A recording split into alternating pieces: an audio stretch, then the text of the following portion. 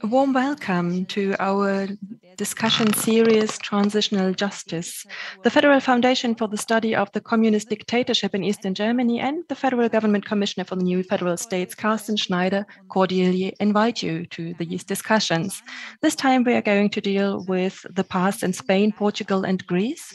And you will shortly also see the live stream. It starts a little bit later due to some technical issues we have.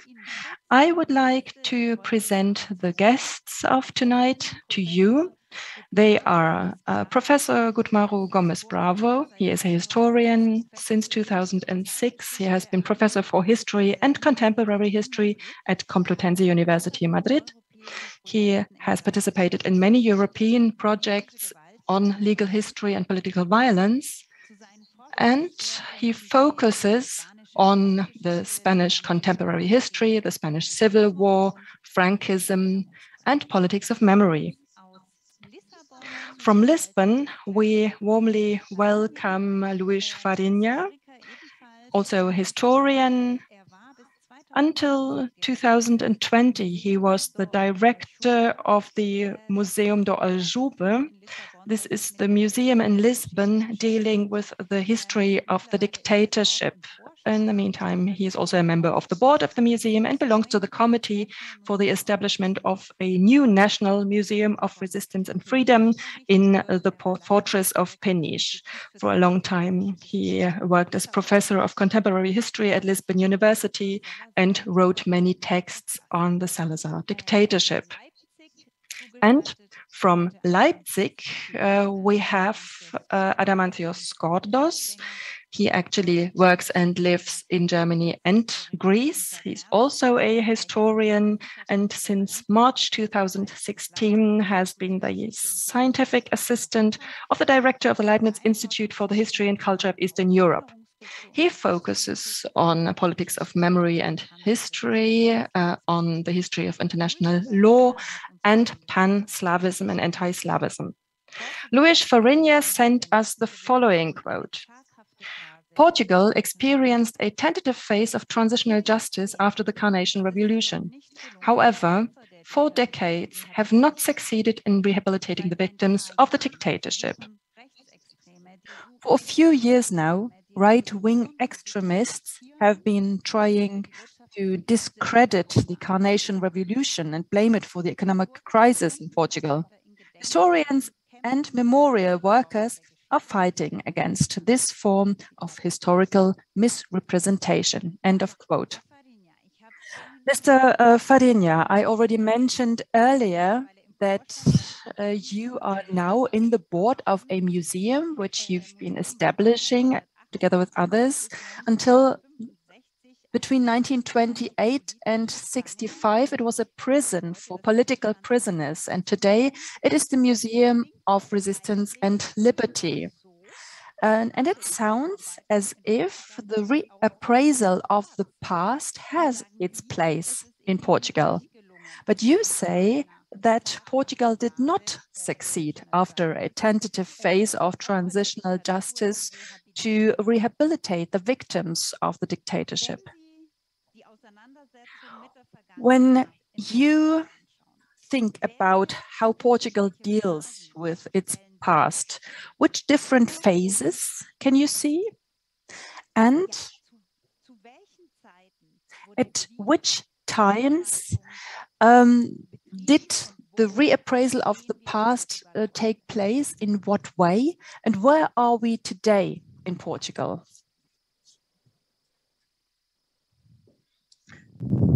Okay, thanks for the invitation, and nice to meet my colleagues Gunda Gomez and Adamantios. The transitional justice in Portugal was made by transition by revolution.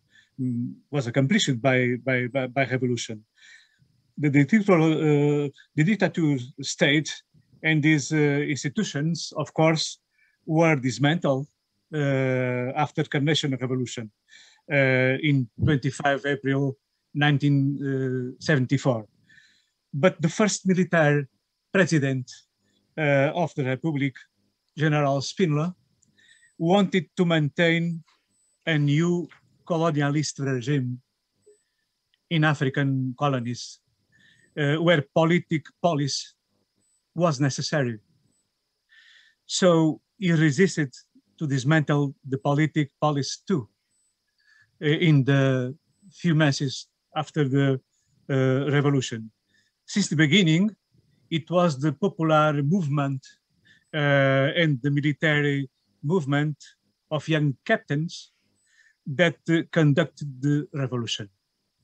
However, we had transitional justice with administrative and moral reparations of state officials, trials of perpetrators of the crimes of fascism, example, trial of the assassins of General Humberto Delgado, that was the candidate for president of the Republic by the oppositionists in 1958, that was savagely murdered in Spain by the Portuguese police in 1965. The political police was incarcerated and the political prisons of dictatorship and subjected to trial.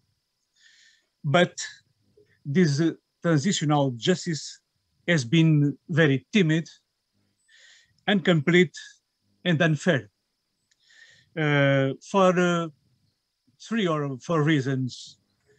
The Carnation Revolution was protected by military power until 1982.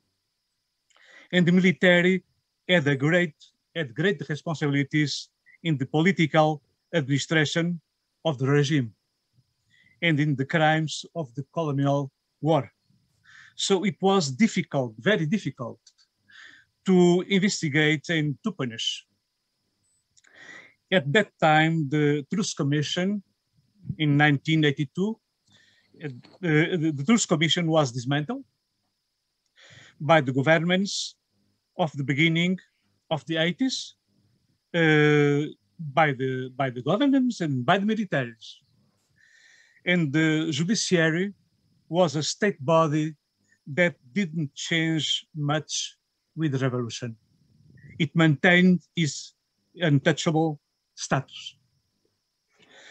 Another reason is that when the revolution ended, about 1976, a little revolution, 2 years of revolution, the first phase of the democratic regime was conducted by socialists and social democrats, very committed to reversing the course of the revolutionary process, which was being led by the communists and the revolutionary left until that time, and to carry out a national reconciliation in which it could be admitted the entrance of ancient state officials and politicians who had been responsible for the dictatorial regime. Even the rehabilitation of ex-members of political police. It was a phase of false reconciliation and not a clean break. Third reason, this false reconciliation has been very facilitated by the fact that people has been oppressed and silenced by half a century with the old regime. An enormous part of the population of the country, that was a rural country in the 60s yet, he only left his environment to go to the colonial war in Africa or to migrate to Europe. It was totally despoliticized. Finally, another reason, there's a lot of reasons, but I choose these 4 reasons. Finally, this general silence is very facilitated by the complexity of Salazarist regime. It was a right-wing dictatorship with fascist methods, even with long periods of rare fascist violence, prisons, deportations, concentration camps in Africa, Cape Verde, and East Timor, hundreds of deaths. But the regime lasted a long time and with different characteristics. It maintained false elections. It published millions of laws, but it was never a rule of law. This complexity is very difficult to understand by the common people and heavily exploited by the extreme right and the denialists. Nowadays, even by the democratic right, and that didn't consider herself an heir to the Salazar regime 2 decades ago. Nowadays, they consider that there was no fascism during half a century. Not only the extreme right, but the democratic right. So a profound silencing of the past and an excusing social memory were installed between the 80s and the end of the century, the 20th century.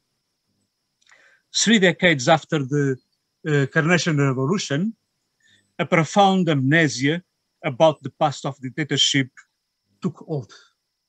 And that's why we now need to have these questions in debate every day. Now we are in elections, and these themes are very common every day. The day before, the democratic leader of the Social Democrats say that when they asked to him where he was after the day of the revolution, he heard to say that ended a fascist period in Portugal, and he was very he didn't understand the question because he has been not on all his life in a fascist country, so he didn't understand the question that the journalist put it yesterday. Mhm. Also das heißt, diese Phase der Amnesie, die Sie hier... So that means that this phase of amnesty you've just described, so this absolute forgetting kind of, that it's still in effect and that this also has an impact on a younger generation. Is that true? That it's still the case that people forgot and that the young people do not remember this time? I have a bad sound. Can you repeat the question?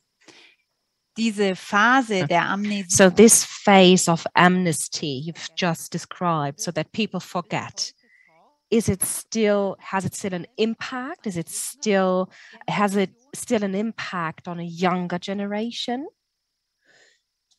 Well, to the young generations, we have problems, of course.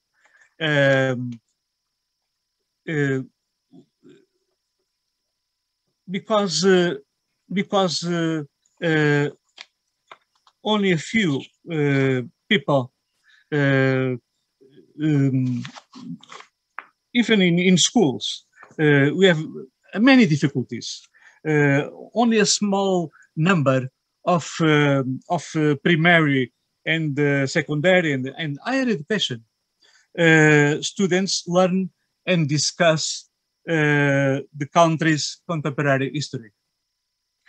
The collective memory is loaded with myths that collide with knowledge. and the truths, and that are easily assimilated by young people.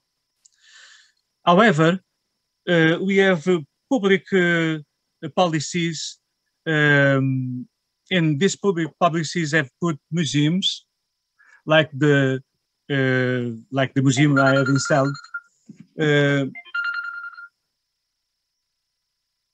Excuse me. No problem. The Aljub Museum. Public policies have put museums and other memory defense institutions within the reach of young people, which have become very important in the civic education of youth. We have this museum since 2015, the Museum of Aljub. We have now the National Museum that is installing now, National Museum of Resistance and Liberty in the fortress of Peniche. And we have another in progress. Perhaps, for example, in Agra do Heroísmo in Azores, and we are installing even a museum and a memorial in the concentration camp of Tarrafal in Cape Verde, adding the people of Cape Verde. And in high-level studies, we have now an opening of major academic, political, and ideological debates on themes of studying and memory culture, following the studies and the discussions in Europe and in Spain and all over the world. Well, I think it's difficult, yes, because this complex history of Salazarism, it's not easy to explain. It's very easy to compare this country, the dictatorship of a right wing, to compare with countries in war like Germany or Italy or all over Europe, and it's not the same thing. It's not the same thing, but it's normal to compare these two situations and say that this is not it was not a fascism country. This was not a fascism experience. This was a very different thing, and accomplish that in Portugal there's no experience of fascism. There's a dictatorship of right wing, and that's the idea that is common all over the country. Mhm. Und Sie sagen, es ist sehr eine komplexe. And you said that is a very complex history, very complicated, and that it's not easy to explain it. But this is what you want to do in your museum, because you want to explain the complexity of the history, and you want to make it tangible. And is there an interest in the population, and who comes to your exhibitions, and what do these people know when it comes to this history? So what do they know? What don't they know? I refer to the Salazar dictatorship. So what is the narrative within the families, for example, in Portugal, in general speaking, in the population? Well, in fact, there is no organized cult of Salazar dictatorship between the families, between the people, there's no cult of this dictatorship. The regime has fallen because it was not necessary. It was a regime not in the new times. It was not necessary. This is the the sentiment, the feeling of in the people, in general people. There are no heirs to the fascist state. There are no heirs to the fascist state. It was a state not necessary. It was a disaster that ended in violence, colonial war, 13 years of colonial war, underdevelopment and Selvatic migration to Europe during 2 decades. Its political instrumentalization is carried out by extreme right and lately by the classical right, democratic right, in the time of elections, when is necessary by political reasons. Ja, es stehen ja jetzt, muss man sagen, in Portugal am So in Portugal, on January 30, there will be elections held in Portugal, and the right-wing forces do have a chance to come to power.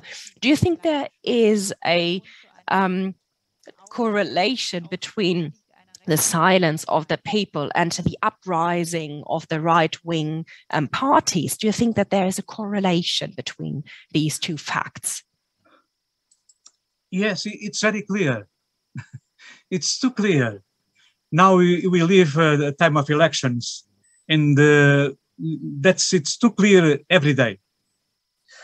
During the 2008 economic and financial crisis, the traditional right and the extreme right promoted denial since that time, since the beginning of this century. And that was instrumental.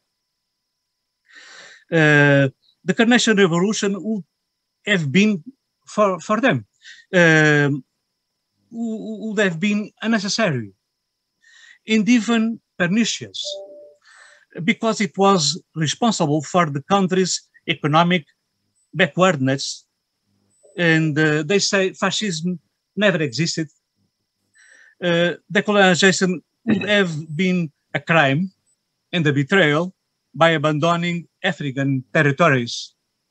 The true destiny of the country was not Europe for the extreme right, but the relation with ancient colonies in a similar condition on that one experienced on the past. That is the message of this extreme right in Portugal. They wanted to accuse the democratic regime born on the April 1974 in the revolution and the end of the dictatorial regime as the real responsible for the political, economic, and social crisis. Mm-hmm. On these arguments, they based their reasons on an anti-systemic, populist, and demagogic proposal. So, talking about the past, talking about the dictatorial regime of Oliveira Salazar, talking about these things is not unnecessary, but it's false to them. It's necessary to them. It's necessary to deny. To deny these facts and bring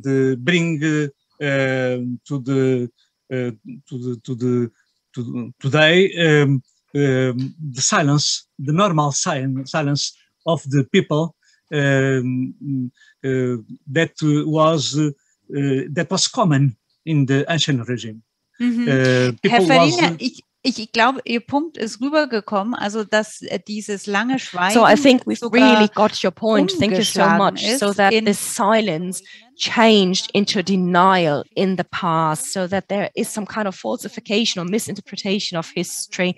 And you've also wrote that this, very tentative phase of transitional justice after the revolution, that now you try to deal with the past, to come to terms with the past, and that you do this kind of work in your museum. And now I would like to go to Spain and talk about the situation in Spain and how this worked in Spain, because I mean, Portugal and Spain are not the same countries, apparently. So in Spain, you didn't have a revolution, but within the Frankist or Franco structures and the Franco reality and legality. I mean, Franco, he decided who would be his heir and his legal successor. So this was a bit different. And there has been a consensus reached, and people have been silenced. People didn't talk about the past, and there have been amnesty laws, I think. But, in a few minutes, I will pass on the mic to the expert, Mr. Gomez. But now I would like to quote the statement you've sent. So, quote, beginning of quote, "The time of the Civil War and the Franco dictatorship still divides the Spanish society until today. And after a very long period of silence, however, there have been new laws and initiatives for a few years now in order to accelerate the process of coming to terms with the past." So, Mr. Gomez Bravo, to what extent do you think the Spanish society is divided until today regarding what kind of questions? How is this translated, into reality? Oh, okay, thank you. Well, I think it's not really a confronting in the past in the society. It's a political trouble, a misunderstanding of history, and maybe a polarization by media, social media.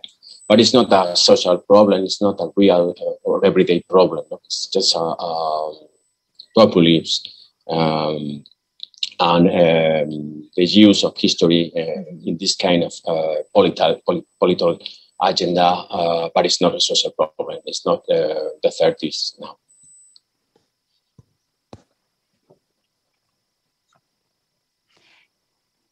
Aber Sie sagen ja, die Zeit spaltet. But you said that this time is still dividing the Spanish society. So both the time of the Civil War and the Franco dictatorship. What do you mean by saying this?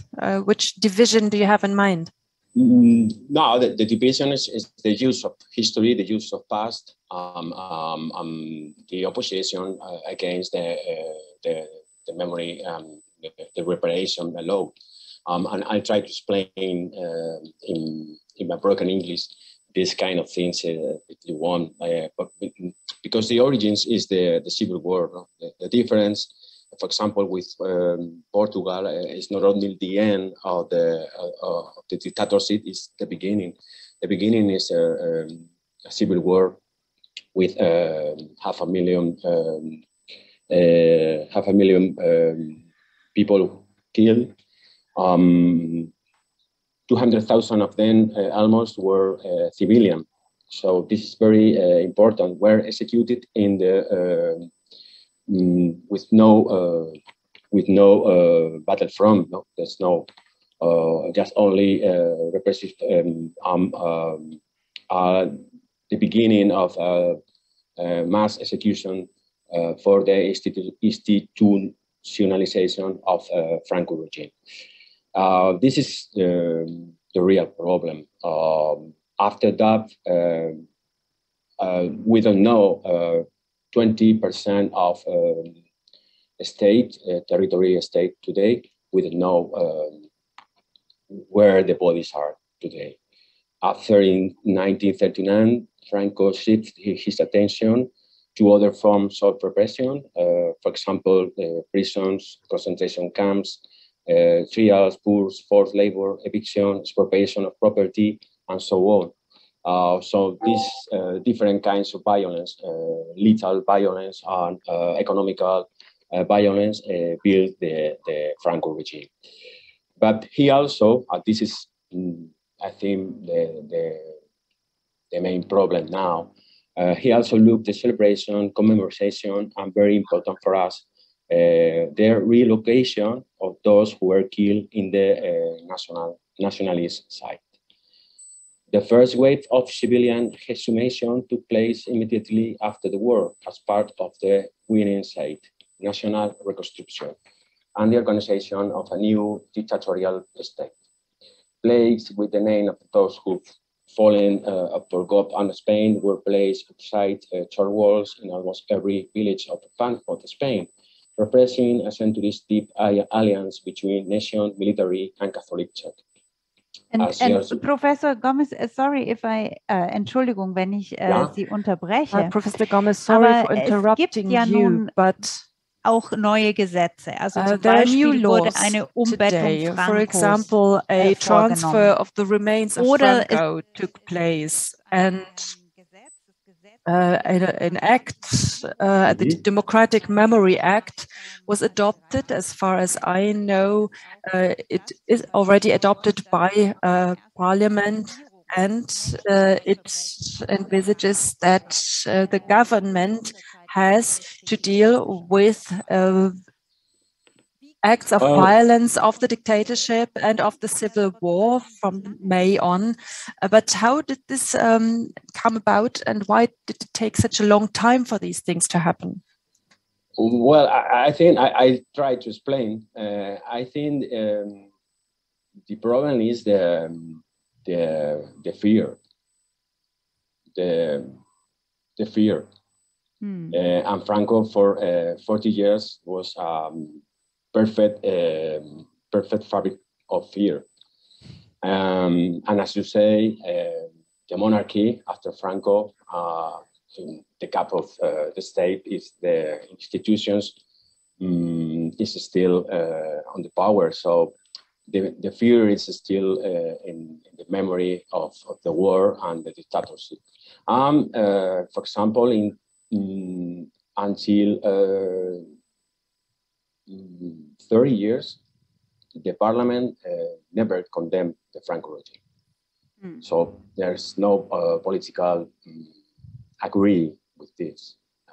This is very important. Und wie ist die Erinnerung wieder in den Familien? Also die gleiche Frage, die ich auch schon zu Portugal hatte. Memory, how does the commemoration take place in the families? The same question that I asked Mr. Farina. I think this is also a moment of division, that different families have different memory of this time. Well, for example, there is a different in this. There is almost one of 5 families have a member in prison. So this is very important for the time. But it's not only the division about Franco. The division is now against Second Republic or Civil War. And this is very important because this is exactly what military rebels say when they up and use the force in 1976. So the problem is the Republic, the problem is the democracy, it's not the military triad. So this is the focus now. So this is the division in at Christmas, for example. Ja, aber das heißt ja, dass diese Zeit eben nicht This means that there has not been a reappraisal of this time. There's just a forgetting of this time, isn't it? Let me put a full stop here and let me pass on to our third country tonight. This is Greece. I will start with your quotation, with your statement, Mr. Skoros. You say, the collapse of the 7-year military dictatorship in Greece in 1974 not only marked the end of decades of authoritarian structures, but also initiated a memory cultural 180-degree turn regarding the German occupation period between 1941 and 44 and the subsequent civil war between 1944 and 49. End of quote. Before we speak about this memory cultural 180-degree turn, Mr. Skoros, I would like to ask you how the military dictatorship was dealt with, because the legal processes of reappraisal of Spain, Portugal, and Greece in the middle of the 70s took place in very different ways. What was so special about Greece, in particular, in comparison to Spain and Portugal? There were some parallels. For example, there was a military collapse that this regime was faced with, but in contrast to Spain and Portugal, there was no continuity in Greece. Yeah, you're absolutely right. In Greece, there are some parallels with Portugal, with Argentina. These three countries have in common, just as you've already mentioned, that there was a military defeat in Greece. This is the so-called tragedy of Cyprus and the Turkish invasion of Cyprus, which people in Greece made the junta dictatorship responsible for, completely justified, as I think. And this led to the fact that right after the end of the military dictatorship in Greece, so after the collapse of the regime, there were trials, court trials, but only on a very high level.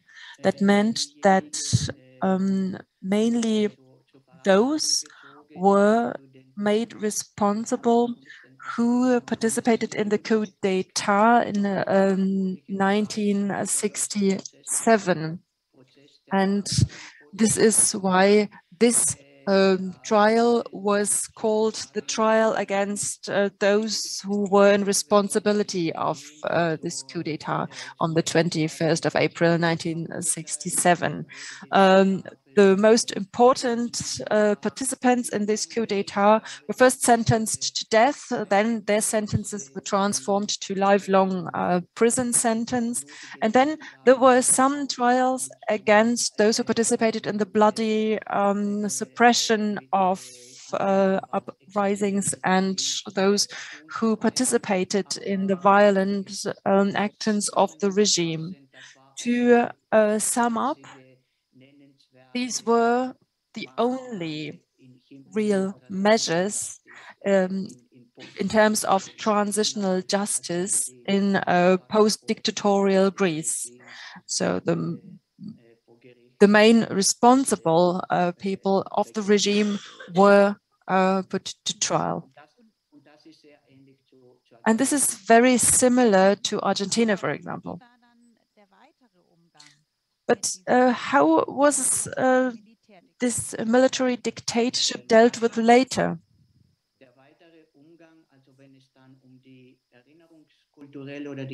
When we talk about a culture of remembrance or the level of politics of history,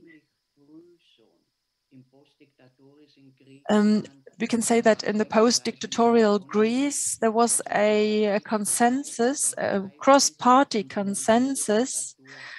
All parties distanced themselves from the military dictatorship, not only the left political camp, but also the conservative and the right political camps.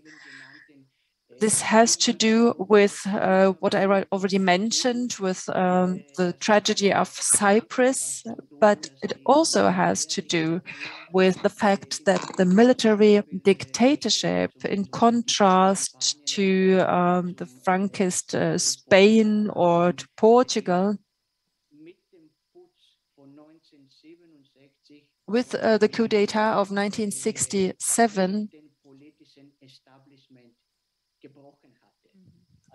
put an end to the right-wing political establishment. Many politicians were arrested or had to go to exile, and that it was also a very short dictatorship. It lasted only for 7 years. And after the events in Cyprus, the right-wing and conservative political camp of Greece distanced itself from these things. So in terms of politics of history, there was a general condemnation of the military dictatorship, but it was mainly the left political camp that in the following decades maintained the narrative of the heroic resistance against the regime. It did this much more than the right-wing political camp. So in your statement, you talk about a politics of memory and this kind of turn of change of 180 degrees. And you also refer to the German occupation, the subsequent civil war. So how did this, let's say, turn, this change in terms of politics of memory, what was it about? So the narrative and the history in Greece, there we talked about the revolt or revolution of those who have been defeated, so the losers, and this took place in Greece. And what does that mean? It means that just until this point in time, there has been a dominant history over the 1940s, and this has been replaced by a new let's say, a new heroic kind of narrative referring to the losers or the of the civil war, and compared to Spain, for example. So from the 1940s on, and also in the 1980s, especially, these kind of memories take over, and let's say this kind of interpretation of politics of memory become more important, and they are rather influenced by the left-wing, let's say, camp. And until the 1970s, I think it was the same in the Franquist or Franco Spain, that there has been this culture of commemorating of the winners of the civil war. And this narrative changed, and because they switched to the people who lost the civil war, and they do not refer anymore to the winners, so not to let's say the victory party.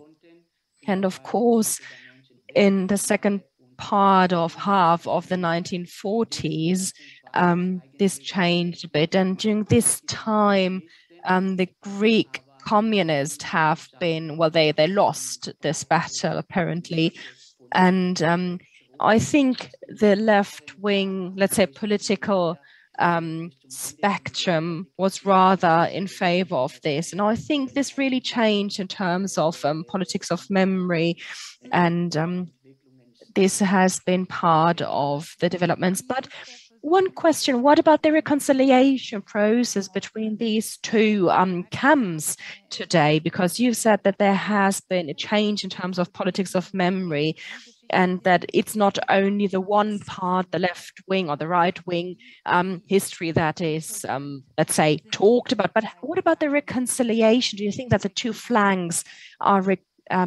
that they could reconcile or not within society? I think that when it comes to the first part of or half of the 1940s, they are reconciled definitely. When it comes, so I refer to the German occupation period, I think people found a consensus, and the national resistance led by the Greek communists is the new narrative, and that this is the most essential part of this narrative, and that they try to take over power. So I think the first half of the 1940s and the second part of the 1940s. So I think when it comes to the first half of the 1940s, definitely the two camps kind of found a consensus. And then, of course, we do have the collaboration with the German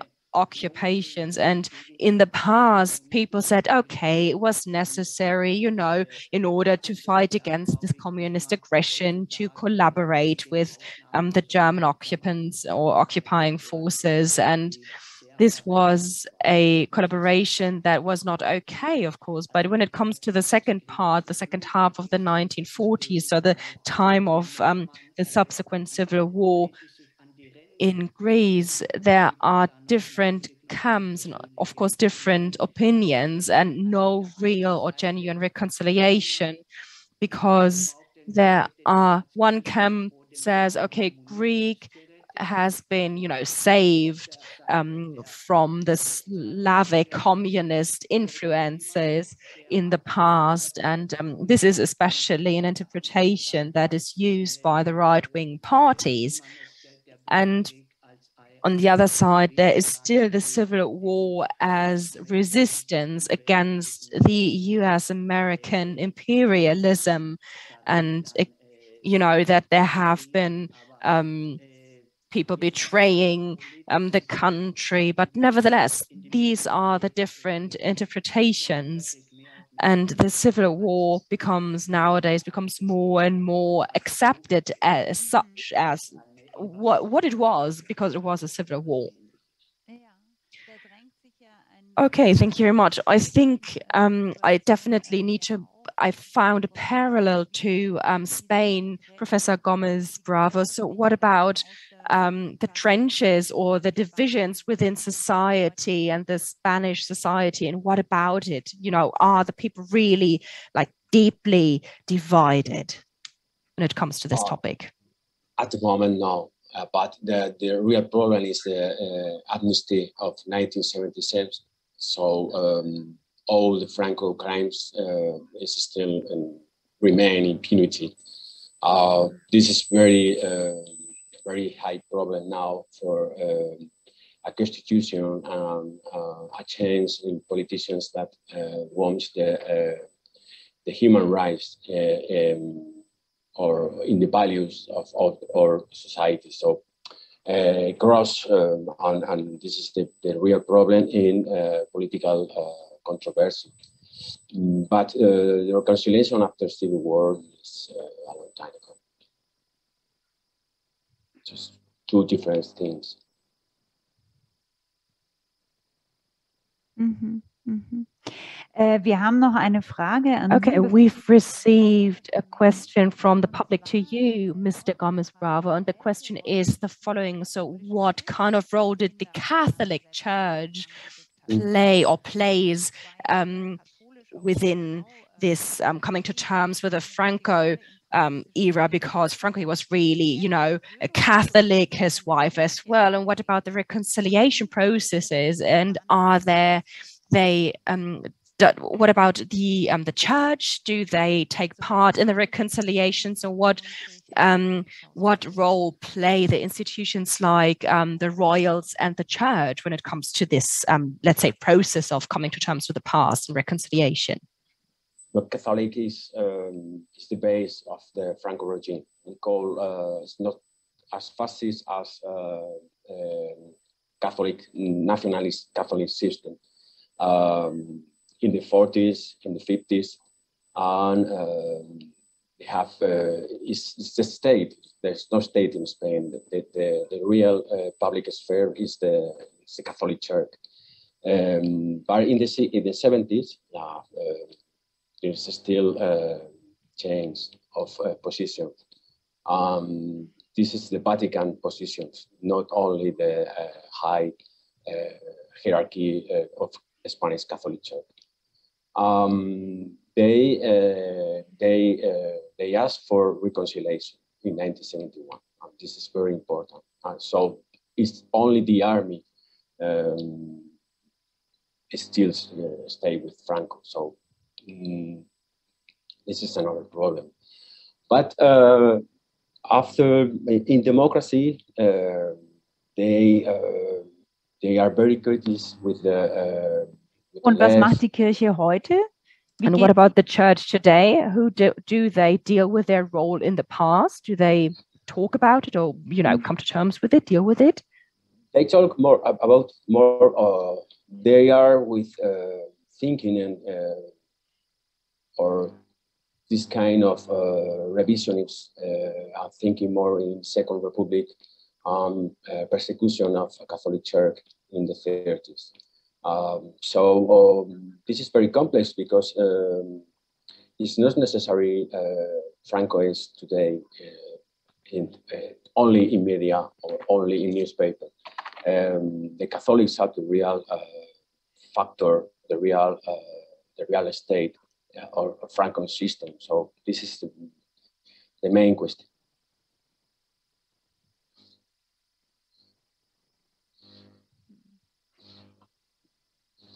Yeah, the complexity. Yes, indeed, the complexity you've all named and talked about. I think this is anchored in all three societies. And there is a question in the chat to you, Mr. Skordo. So how many museums deal with the junta in Greece? And what about how do schools deal with this topic? And is this part of the curriculum?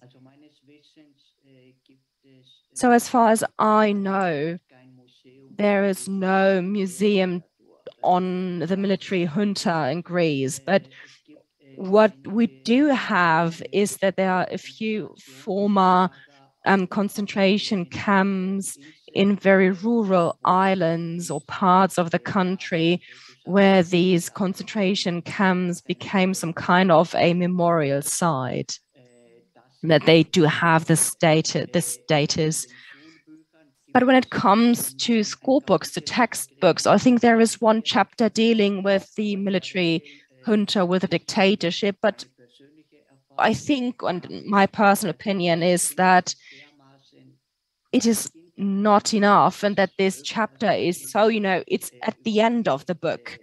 So it is not really taken into consideration when it comes to education at schools. So I think the military junta and the dictatorship, and that if you really want to deal with it and if you really want to come to terms with it and talk about it, it needs to be part of the curriculum. So in the textbooks, it should be explained what Greece, or what was the responsibility of Greece, and how did Greece react and why. And I think one chapter dealing with this topic is not enough. So you've talked about coming to terms with the past, so at the institutional level, so memorial sites, for example. But what about this memory in the families? This is also a question we've received from Katja Papas. So what about how do people within their families deal with this topic? That's quite tricky to answer, to be honest, because I think there is no concrete material or facts I can name on this. So it is important to underline, to highlight that the personal memories adapt to the, let's say, politics of memory and the national framework of memories and commemorating. And the military junta has been, of course, part of the history in Greece, and it has been also, let's say, assessed not only by the left wing or by the left camp, but also by the right wing camp. And it is quite tricky and difficult, and people, it's not easy for them to talk about the military dictatorship and to do this publicly and to say, okay, there has been a junta, there has been a military dictatorship in Greece. And I think we need Papadopoulos, for example, or we need officials or politicians saying that. And of course, during the dictatorship, there has been some kind of law and order, but nevertheless, we have to talk about it. And my feeling, or in my opinion, I think people or officials do talk about it, but they're not really serious about it. And now I have a question to all of you, because transitional justice means that it should never, ever happen again, that it is all about not repeating history. So what do you think? This never again, is this loud enough, this claim in Greece? Yes, definitely. During the last years in Greece, when the right wing, the radicals, the extremists came into power, this kind of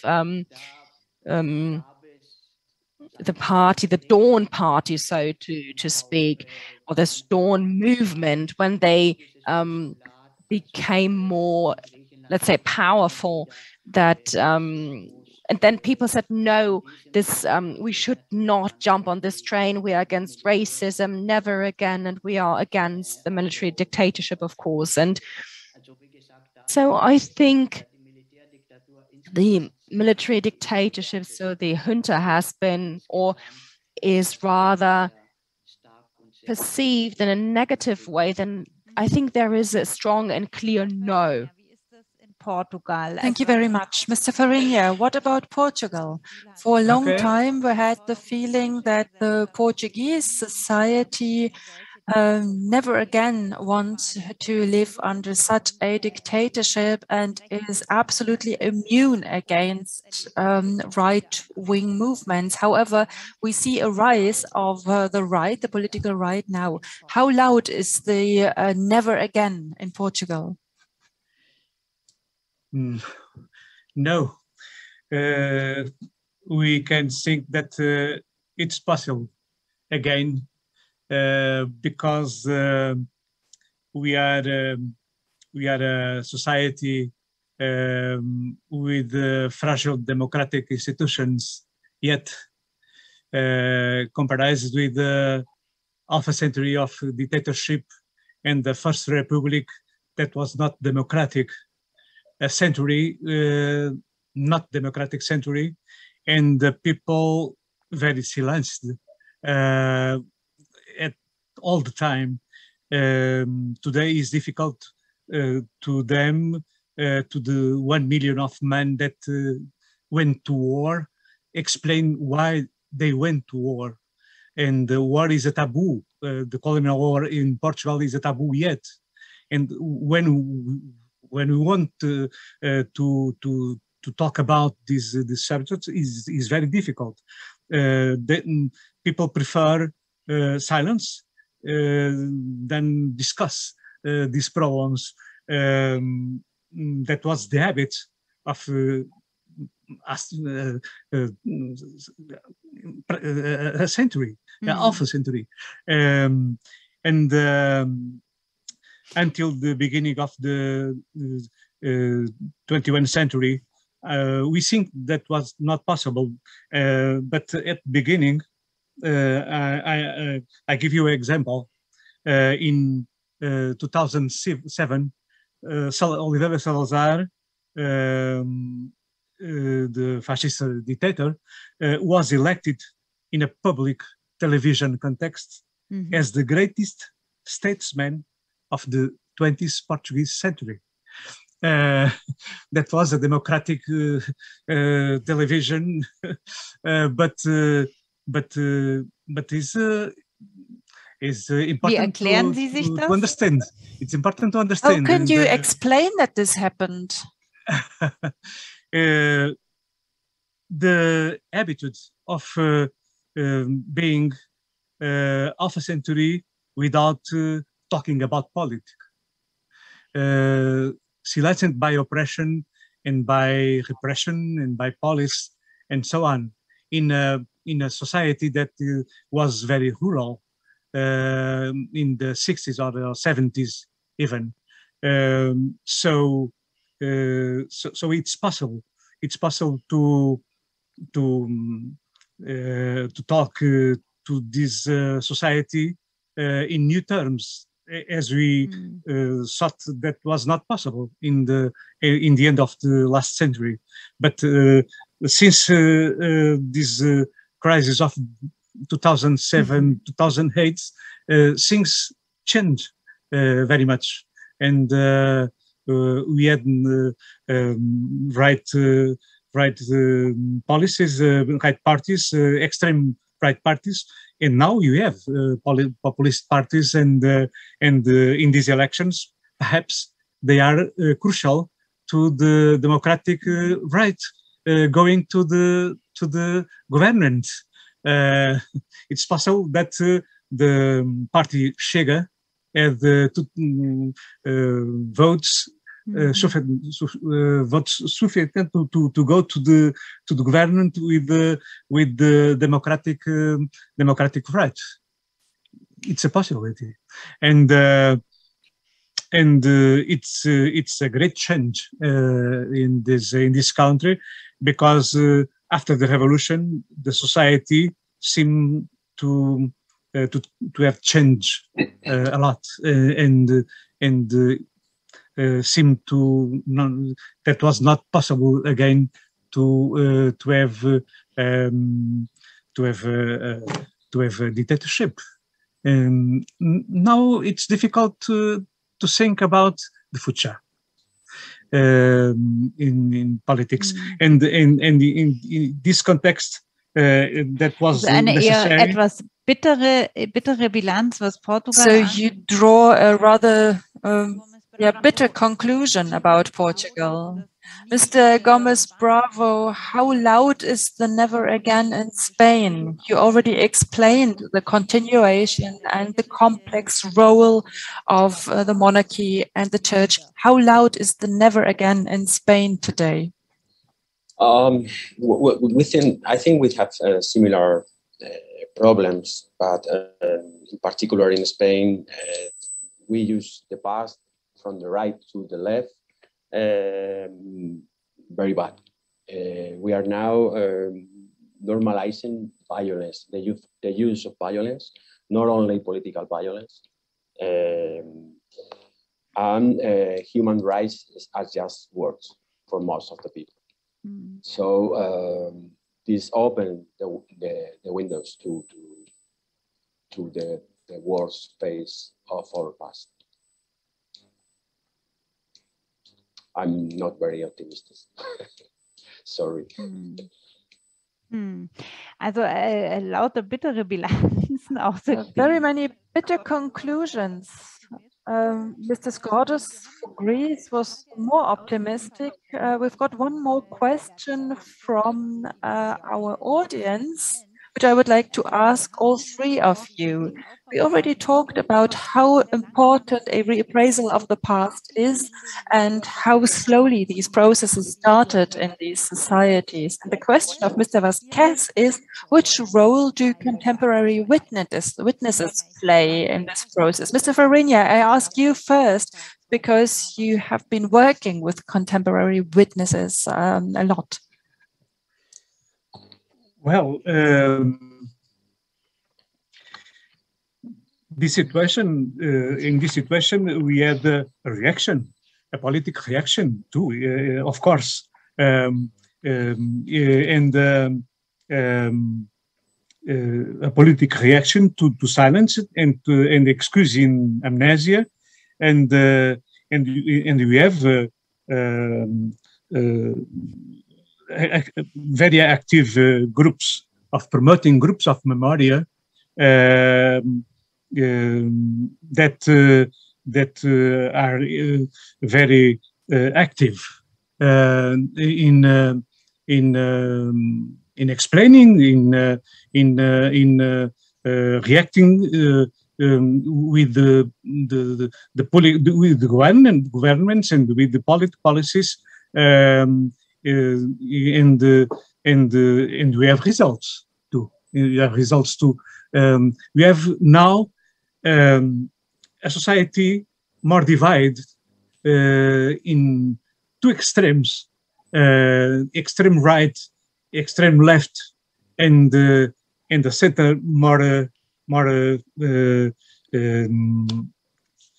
Ich bin nicht sicher, ob Sie meine Frage richtig verstanden haben. I'm not sure whether you understood the question of our listener correctly. The question was, in the process of dealing with the past, for example, when you're in the work of your museum, which role do witnesses play? The people who tell their personal history, this history that they experienced in the past. How important is the role of such people?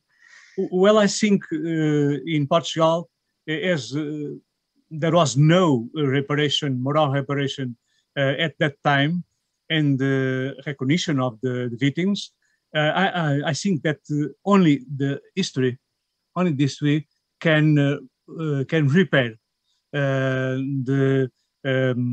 can do the moral reparation and recognition of the victims, and this is very clear in the case of the colonial war.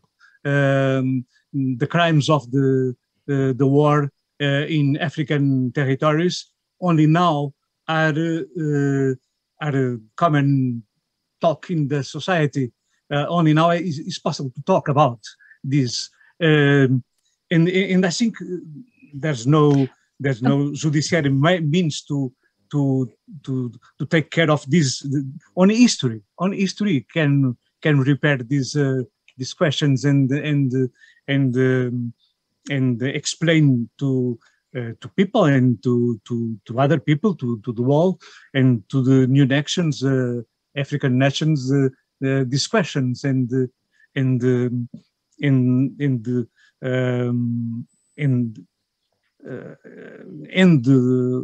silence that exists about these great traumas and taboos. Ja, ich glaube, meine Frage ist immer noch nicht ganz beantwortet. I'm not sure whether you really answered my question, but still it is very interesting what you said. Thank you. I would like to pass the question on to Mr. Skotos. The role of witnesses in dealing with the past in Greece.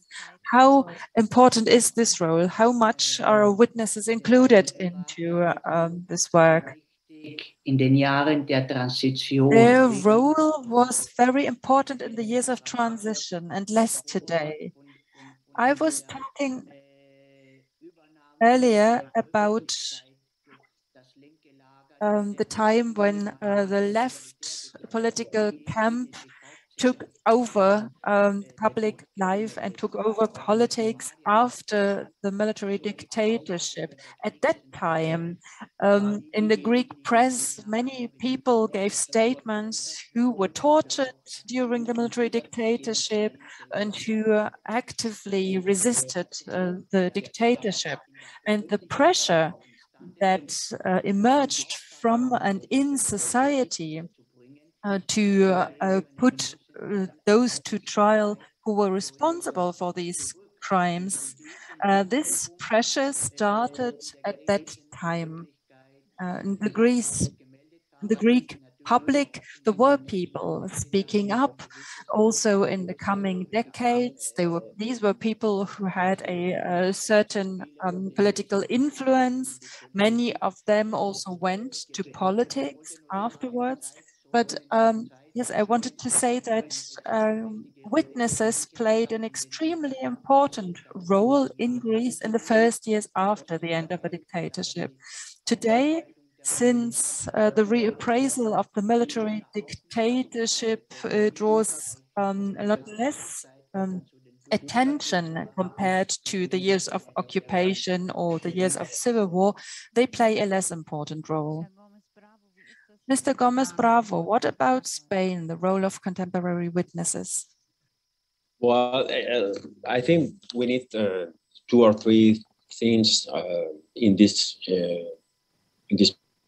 point. The use of archives, for example, we need public records of political Ministry of Industry, for example, is not available. The chart is not available again and again. We need the sentences. This is the main of the problem. Maybe we need more memory work, not only political memory. We need the families. We need another narratives of not only dealing with the past, more experienced are not only the past as a conflict of a time of oppression. Maybe this is important too.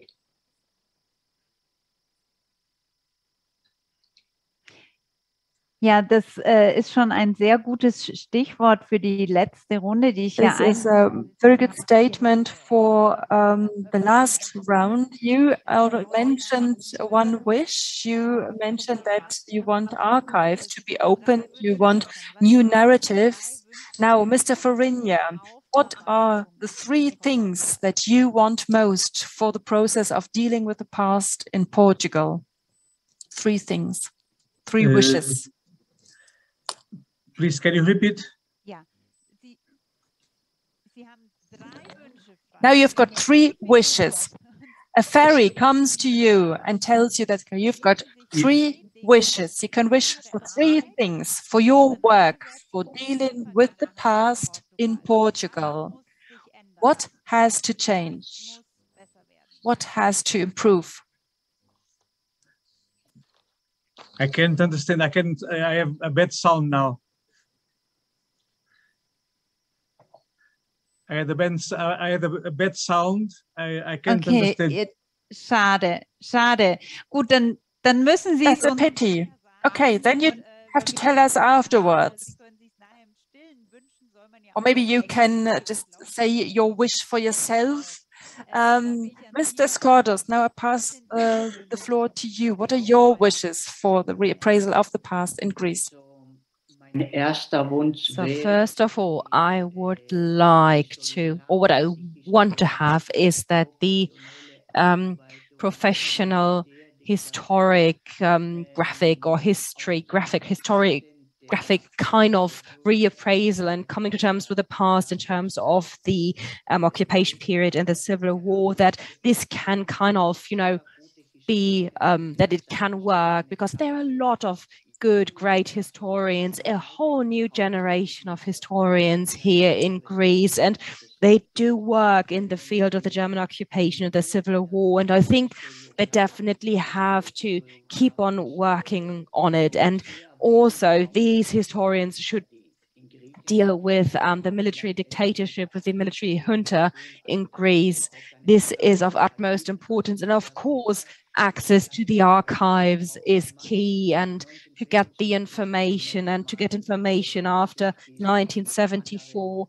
And of course, I think we have to deal with this important chapter of the Greek history. And now the time has come to deal with the Greek military junta, and this is of utmost importance. And a second point is that the Greek military junta and its history should be dealt with from the national point of view, also from the point of view of Cyprus, and to put everything into a rather bigger picture and to see the different points of view, not only the Greek-Turkish relationship, but also the role of the Greek military junta and their responsibility, and what about the responsibility of the nationalist or national forces, or let's say rather nationalist movements in Greek.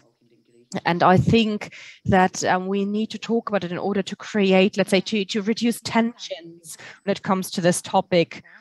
Thank you very much. So thank you very much to also having a look at Cyprus. And Mr. Gomez Bravo, maybe you have 2 or 3 wishes, things you want. I mean, you've already started with it, but now hit us. It's up to you.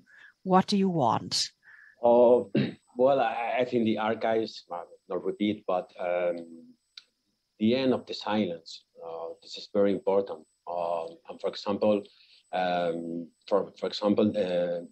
the change of the textbooks is another thing very important. And we are still waiting for the culture of the exile. Is we have to understand in democratic culture now, and we still can do this. But it's not only a political problem, it's a social problem.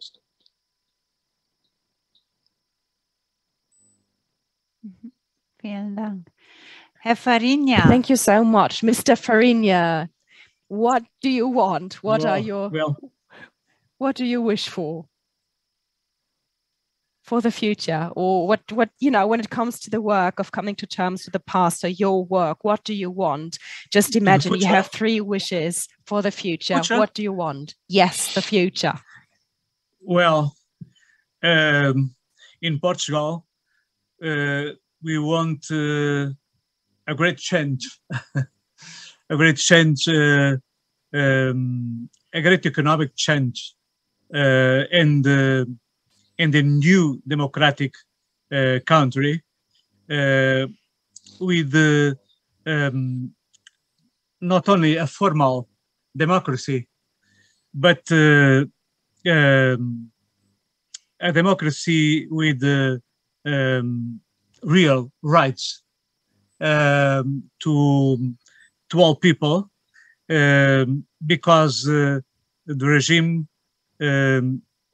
as it is now, is a regime that most people seems to not encourage, and it's very easy to the right side and to the extreme right, called the people to those sides, because it's a country with a lot of inequalities, injustice, and a very little